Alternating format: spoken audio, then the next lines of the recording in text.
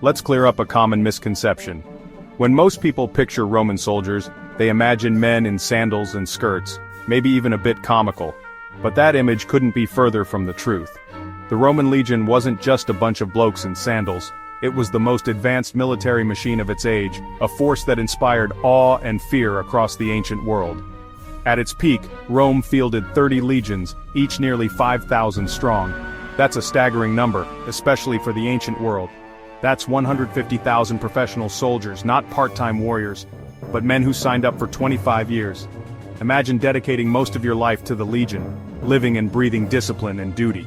Unlike other ancient armies, the legion was a full-time, state-funded force, more Formula One team than farmer militia.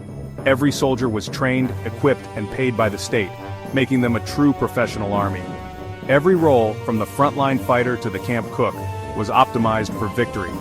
The Legion was a well-oiled machine with specialists for every task, ensuring nothing was left to chance. Their professionalism set them apart from everyone else.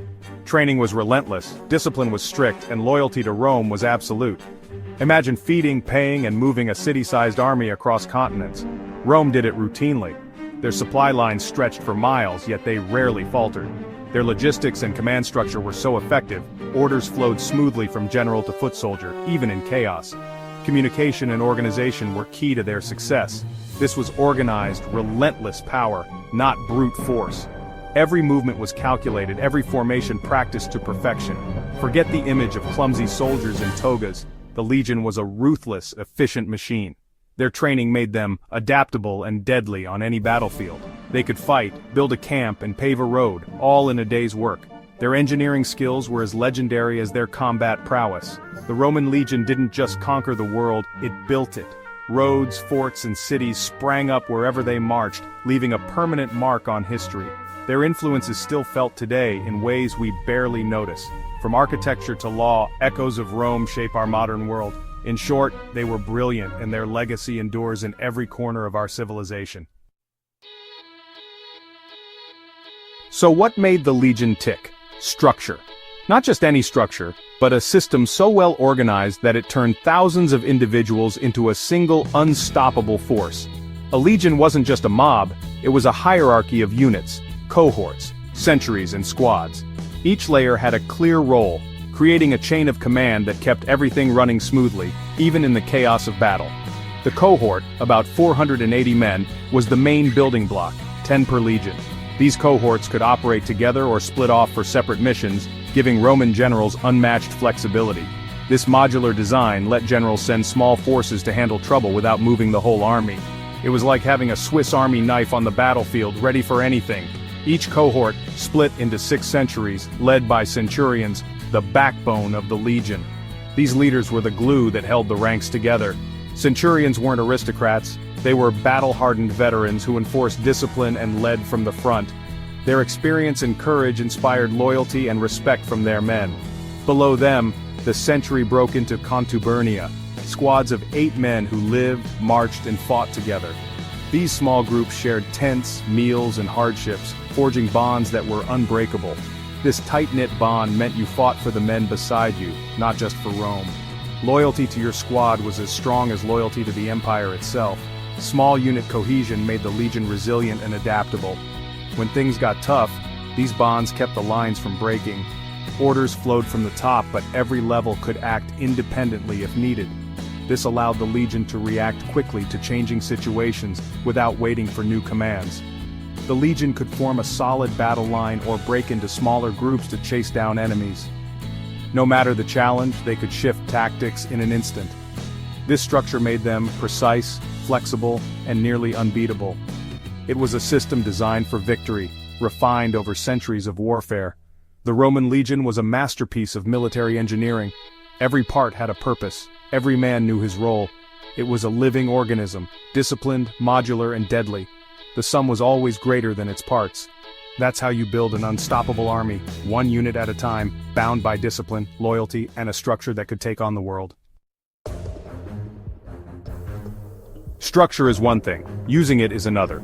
The Romans mastered battlefield tactics, turning war into a science. Their signature formation, the triplex aces, put fresh recruits up front, veterans in reserve. If the first line faltered, the next stepped in.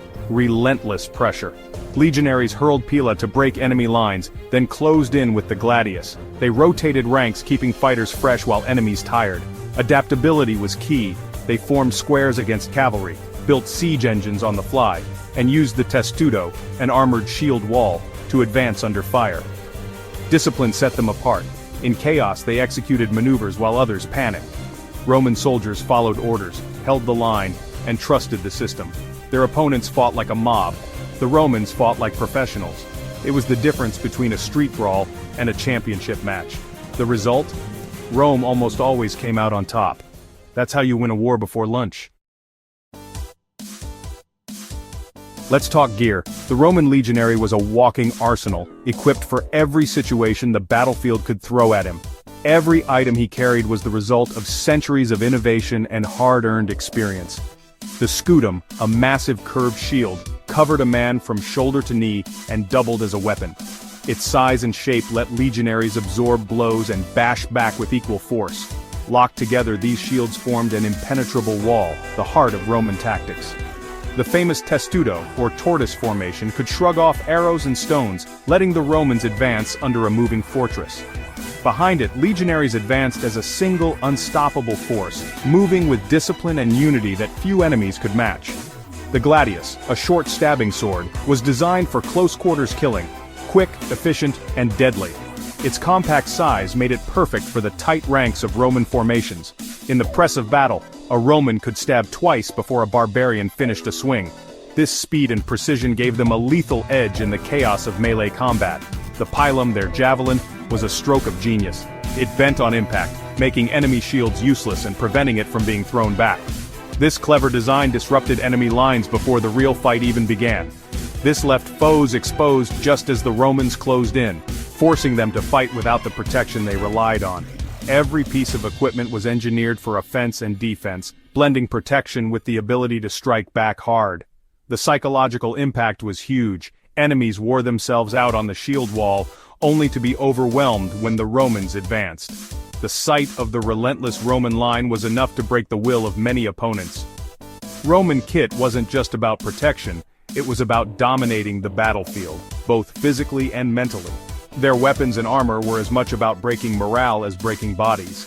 The intimidating look of a fully equipped legionary sent a clear message. Resistance was futile, clever, brutal, and effective. That was Roman military hardware. Every detail was designed for victory. The legionary was more than a soldier.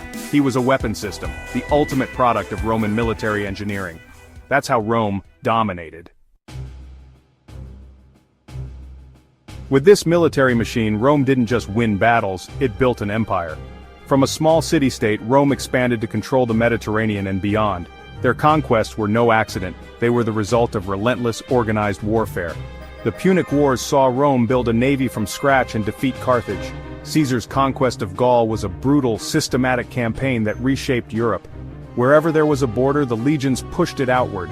In Britain, they landed, built a port, advanced slowly and constructed roads and forts as they went. Rebellions like Boudicca's were crushed with discipline and overwhelming force. Rome didn't just invade, they occupied and transformed.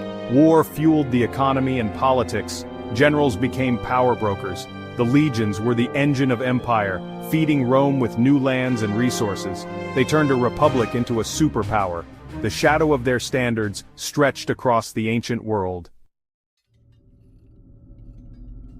Life as a legionary was tough. 25 years of service, far from home.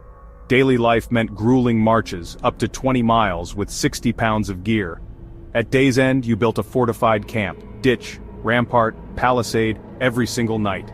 This routine kept the legion safe and ready, while enemies slept exposed. Discipline and hard work gave Rome a huge edge. The diet was basic: wheat porridge, bread, whatever could be foraged, and pasca, a sour wine water mix. It wasn't gourmet, but it fueled the relentless pace. Discipline was harsh beatings for minor offenses, decimation for cowardice. But there were rewards: regular pay, a share of plunder, and land or cash on retirement. This made the army a real career for many poor Romans. Veterans settled in new provinces, spreading Roman culture. The legionary's life was hard, but it built the empire. Not glamorous, just effective. The legion was as much about building as fighting. When not at war, they built roads, military highways that still shape Europe. Their engineering skills were legendary: bridges, aqueducts, tunnels, and siege works. Caesar's legions built a massive bridge over the Rhine in 10 days just to prove they could. In sieges, they constructed towers, ramps, and fortifications to break cities. They could turn the landscape into a weapon. This dual role, soldier and engineer, made the legion uniquely effective. They didn't just conquer, they transformed. Forts became cities, roads became trade routes, aqueducts brought water for centuries. The legionary was a builder, a pioneer, and an agent of Romanization. Think the Roman legion is ancient history? Think again. They invented the professional standing army, soldiering as a career with pay and pensions. Their structure, legions, cohorts, centuries, inspired today's armies: divisions, brigades, platoons. Small unit cohesion and tough NCOs, that's Roman too. Their logistics and engineering echo in modern military corps. The idea of moving troops and supplies quickly along secure routes. Roman roads set the standard. Building fortified camps every night, still respected by military planners. They pioneered combined arms, infantry, artillery, engineers, and support units working together. The legion was the blueprint for modern military doctrine. Today's soldier is just a legionary with better gear. The Roman legion wasn't just an army, it was the engine of an empire. It turned chaos into order, war into science, and soldiers into builders. The legionary was both destroyer and creator, bringing roads, law, and infrastructure as well as conquest. 25 years of hardship bought a steady wage and a piece of Rome's future. The empire eventually fell, but the legion's legacy endures. It's in our cities, our roads, and our armies. They set the standard for discipline, organization, and engineering. The legion proved that training and structure could beat sheer numbers. They shaped Western civilization for centuries. The Roman legion, powerful, brilliant, and magnificent. Their story is a reminder. Greatness is built, not born, and that's why we still remember them.